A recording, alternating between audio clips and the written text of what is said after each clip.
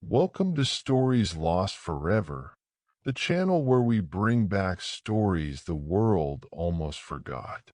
Today, we travel to the heart of Sri Lanka, to a place that rises dramatically from the jungle, a massive rock called Sigiriya.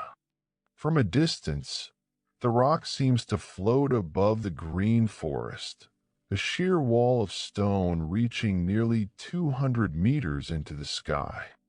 Birds circle its summit, and the sound of leaves and distant rivers fills the air. It is a place that inspires awe and curiosity.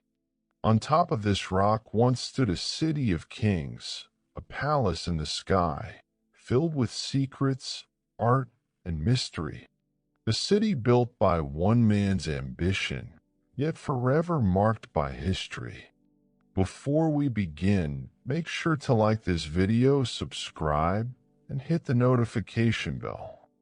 Your support helps us bring more stories back to life. Over 1,500 years ago, Sri Lanka was a land of kingdoms, ruled by leaders with grand ambitions. Among them was King Kasyapa, a man whose rise to power would leave an indelible mark on the island.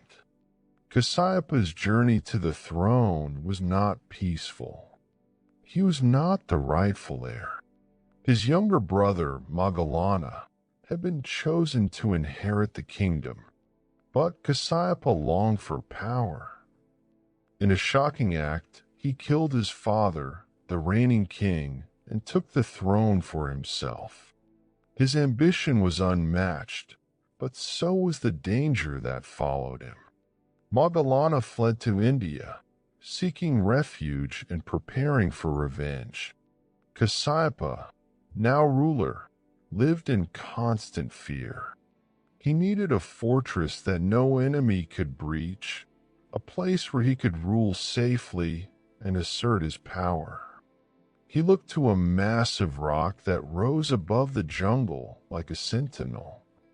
Its sheer cliffs seemed impossible to climb, and from its summit, one could see for miles in every direction. Kasyapa declared this rock Sigiriya to be his palace, his fortress, and his legacy. The entrance was carved in the form of a giant lion. Visitors would walk through the open jaws to enter the city, a striking display of authority and courage. But Kasyapa wanted more than security. He envisioned a city that would amaze and inspire, blending art, nature, and human ingenuity. Terraces climbed the rock like stairways to the sky. Gardens were carefully designed to harmonize with the terrain, and pools reflected the sun in perfect symmetry. Frescoes adorned the walls, depicting elegant women, perhaps goddesses or attendants of the court. Every detail, every stone, was placed with purpose. Sigiriya was more than a city. It was a statement of vision, power, and human creativity. Life on top of Sigiriya was magnificent but filled with tension. The palace terraces offered panoramic views of endless forests, winding rivers, and distant mountains. The breeze was cool, carrying the scent of flowers and damp earth from the jungle below. Daily life was a mix of luxury and vigilance. Kasyapa moved through halls decorated with frescoes, each stroke of color telling a story. Women painted on the walls with flowing robes and golden jewelry seemed almost alive. Who were they? Some say goddesses, others believe they were court ladies, perhaps the king's companions. Their eyes, serene yet watchful, looked down upon the palace and its visitors, silently witnessing the passage of time. The gardens were a marvel of design. Water pools reflected the sky, creating illusions of infinite space. Fountains spouted water in precise rhythms, a feat of engineering that astonished even those who saw it centuries later. Paths wound through boulder gardens, creating shaded areas for meditation or quiet reflection. Every corner of Sigiriya was a blend of beauty and function. Despite the grandeur, Kasyapa could not escape fear. He knew Moggallana was preparing to return. Each day was marked by anticipation and anxiety, a constant tension beneath the city's splendor. When Moggallana finally returned, the kingdom braced for battle. Kasyapa mounted his elephant and led his army into combat.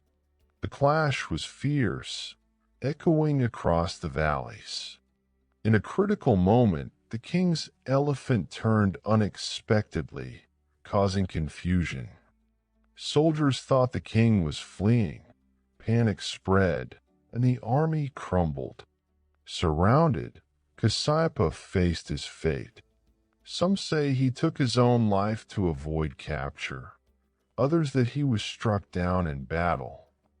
Regardless, the ambitious king fell, and his dream of permanent palace in the sky ended. Sigiriya remained, silent and monumental, a testament to a man's vision and his downfall. Sigiriya's greatest treasure may be its art. The frescoes, painted with natural pigments, show women with bright skin, delicate features, and flowing hair. Their eyes are alive, following the visitor, mysterious and timeless. Who were these women? We may never know. Scholars speculate endlessly. Were they goddesses representing beauty and fertility, or attendants and entertainers in the royal court? Perhaps they were symbols rather than real people, capturing ideals of grace, serenity, and harmony. The gardens were equally remarkable. Water gardens were engineered with precision. Pools and channels directed water from natural springs, creating reflections of the sky and illusions of infinity. Boulder gardens formed shaded walkways, and terraces provided places for quiet reflection. The design combined aesthetics with practicality, a rare balance in any age. Even the lion entrance was deeply symbolic. It was more than a guardian. It represented strength, courage, and the divine authority of the king. Walking through its jaws was a ceremonial experience, entering the city as if passing through the threshold of power itself. Sigiriya's art and architecture were messages to the world, a city built to inspire, protect, and endure. They communicated ideas of authority, spirituality, and harmony with nature long after the king had vanished. Life in Sigiriya was not only about kings and battles. The city was alive with people, artisans carving stone, gardeners tending pools, cooks preparing meals, and guards patrolling the terraces. The smell of fresh bread, herbs, and flowers mingled in the air. Stories say the king held festivals where music, dance, and poetry filled the city. Monks might visit, offering blessings, while traders brought goods from across the island. The Rock was a microcosm of society, a place where politics, art, and everyday life intertwined. Legends tell of hidden passages, secret chambers, and treasures buried beneath the stone. Some speak of mysterious inscriptions, messages meant only for the king or his closest advisors. Others describe nocturnal rituals in the gardens, where water and light were used to create magical effects, blending reality and illusion.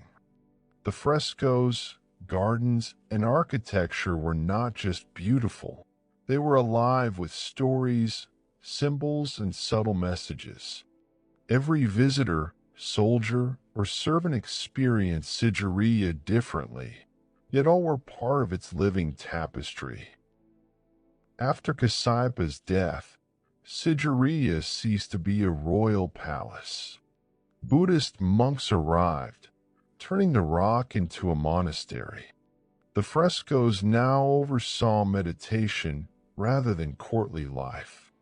Gardens became spaces for reflection, and the sounds of chants replaced the bustle of soldiers and servants. For centuries, life in Sigiriya was calm and contemplative. Monks lived simply, maintaining what they could of the gardens and terraces. They recorded little in writing, letting the silence and the rock itself tell the story. Eventually, the monks left. The jungle crept back. Trees broke through terraces, vines covered walls, and wildlife roamed freely. The city of kings was slowly swallowed by nature.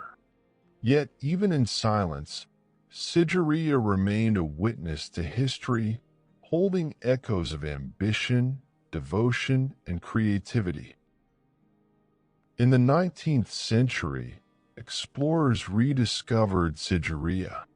They were stunned by its scale and preservation.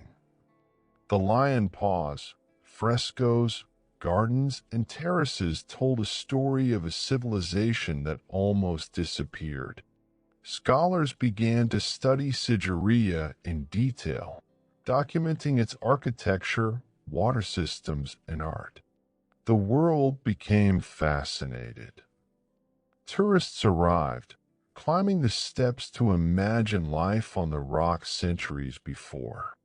Today, Sigiriya is a UNESCO World Heritage Site, admired for its beauty and ingenuity. Visitors marvel at its frescoes, walk through its gardens, and stand atop the summit to see the view that once belonged only to kings. Beyond tourism, Sigiriya teaches us about ambition, creativity, and harmony with nature. The rock reminds us that human vision can create wonders, but it also warns of pride and downfall. It is a monument to the dreams, fears, and skill of those who lived centuries ago. Sigiriya is more than stone and art. It is a lesson in history, ambition, and human potential. The king may have fallen, yet his creation endures. Gardens, frescoes, and architecture survive, showing what human imagination can achieve. If you enjoyed this journey, like the video, subscribe to Stories Lost Forever and tap the bell so you never miss another hidden story.